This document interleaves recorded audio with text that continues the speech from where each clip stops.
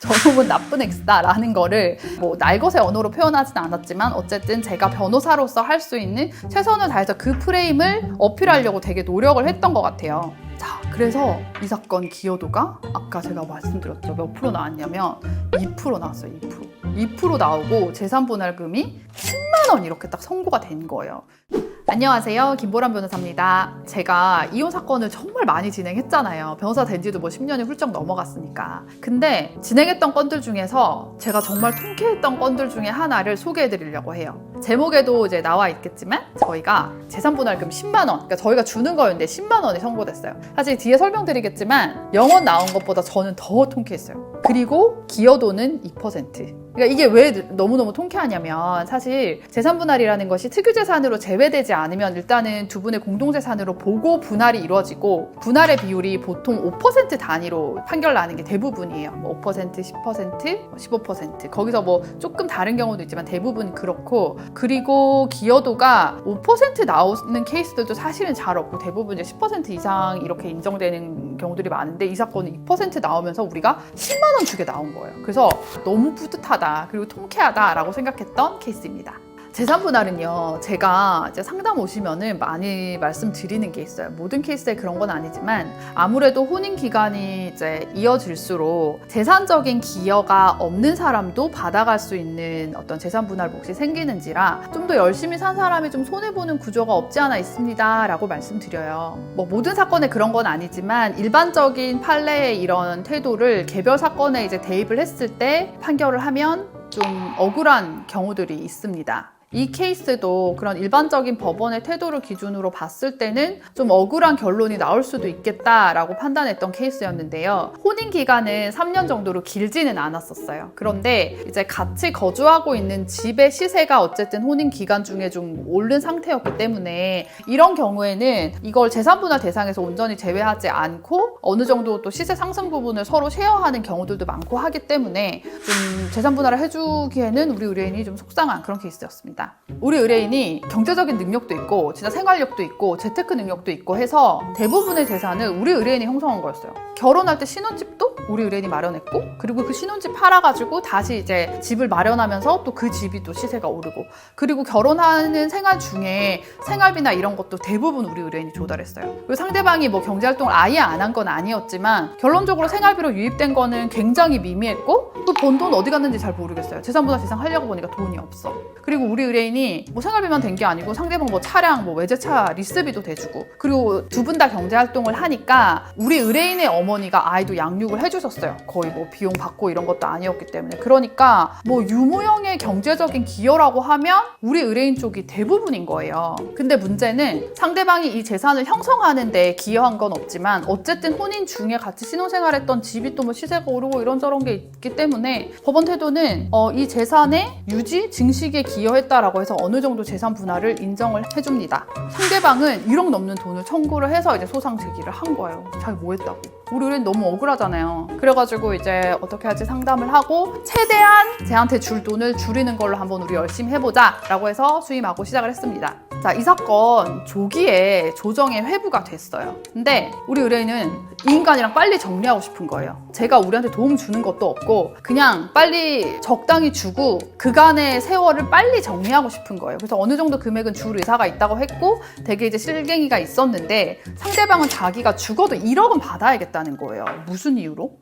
근데 1억을 받아야겠다라고 해서 결국은 조정 자체는 되지 않았고 법원에서 하해공고 결정이 나옵니다. 하해공고 결정은 조정이 불성립됐을 때 아예 불성립되고 바로 재판으로 넘길 수도 있는데 그날 나왔던 얘기들이나 재판부에서 이제 대략적으로 보고 이 정도를 한번 조정해봐라 라고 하는 게 하해공고 결정이라고 생각하시면 되는데 자, 이 사건은 처음에 하해공고 결정이 5,800만 원으로 나왔어요. 그랬는데 우리 의뢰인은 사실 원래 생각했던 금액보다는 조금 더 몇백만 원 더 높게 나오긴 했지만 그래도 그냥 끝내고 싶어 하셨어요. 왜냐면 이게 소송이라는 게 어쨌든 길어질수록 본인의 생계에 더 스트레스 받고 이 사람이랑 정리하고 싶은 게 우선이었거든요. 근데 상대방이 1억 받겠다고 했죠. 근데 1억에 훨씬 못 미치는 금액이 나오니까 당연히 이의 신청을 합니다. 저는 사실 그때도 좀 얘는 지금 이 5,800이라도 받는 게 맞을 것 같은데, 아무리 뭐 경제적 기여가 없는 사람한테 어느 정도 재산 분할이 간다고 해도 그 이상 제가 가져갈 이유는 별로 없을 것 같은데? 라고 생각을 좀 하긴 했습니다. 근데 어쨌든 이의 신청을 했고, 하위공고 결정에서 일을 하다 보니까 그때부터 소송이 거의 1년 이상 지속이 됐습니다.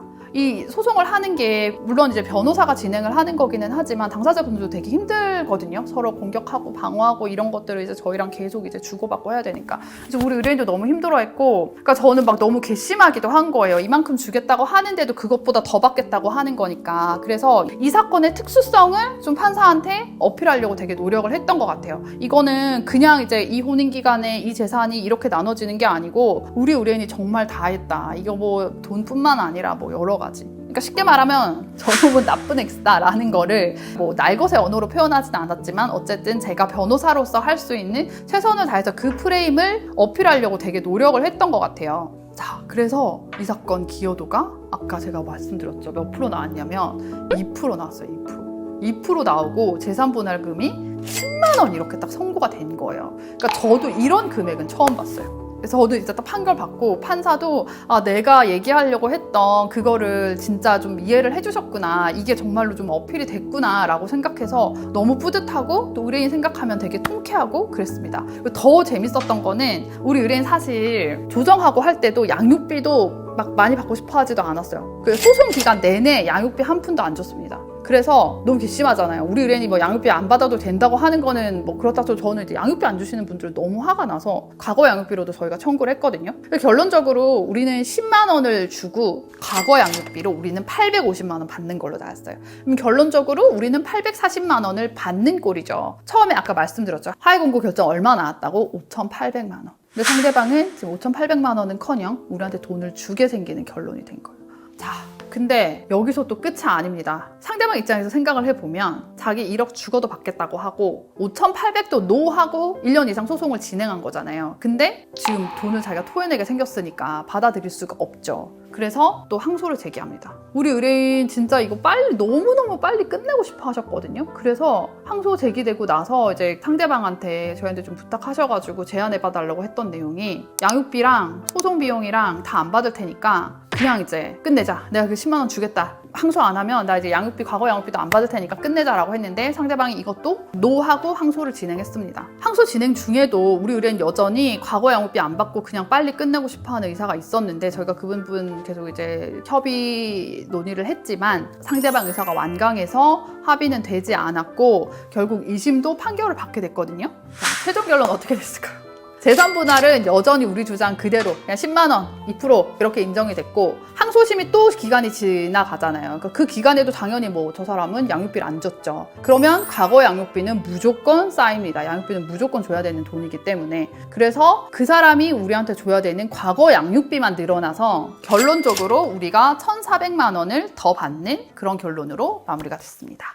사실 모든 소송이 내가 원하는 대로 흘러가는 건 아니고 어떨 때는 조금 억울한 상황이 되고 뭐 재산 분할을 해주고 이런 경우들도 있는데 이 사건은 저희 의뢰인이랑 저희랑 합도 되게 잘 맞았고 그리고 의뢰인이 진짜 좋은 분이셨어요. 제가 이 일을 하면서 조금 느끼는 거는 여러 가지 우리가 통제할 수 없는 변수들이 있거든요. 재판부 복도 좀 있을 수 있고 뭐 여러 가지 뭐 절차적인 것들이 있는데 되게 착하게 사신 분들이 우리가 통제할 수 없는 변수에서 좀 잘 좋게 흘러간다라는 거를 느낄 때가 있는데 이 사건도 좀 그런 걸 느꼈던 사안이었어요. 자, 상대방을 기준으로 보면 애초에 하위공고 결정으로 마무리를 했다면 훨씬 더 이득인 케이스죠. 처음에 5,800 얘기 나왔던 게 지금 거진 1,000만 원 넘는 돈을 토해내야 되는 결론이 됐으니까. 근데 그 하위공고 결정 이후에 2년 정도 더 시간만 더 지나고 돈도 더 못 받고 비용만 더 쓰고 이런 결론이 됐습니다. 제가 지난번에도 이혼 소송 제기하기 전에 협의하실 때도 의사결정을 잘 하셔야 된다고 말씀드렸잖아요. 소송 중간 중간에 하게 되는 조정이나 화해 공고 결정도 마찬가지입니다.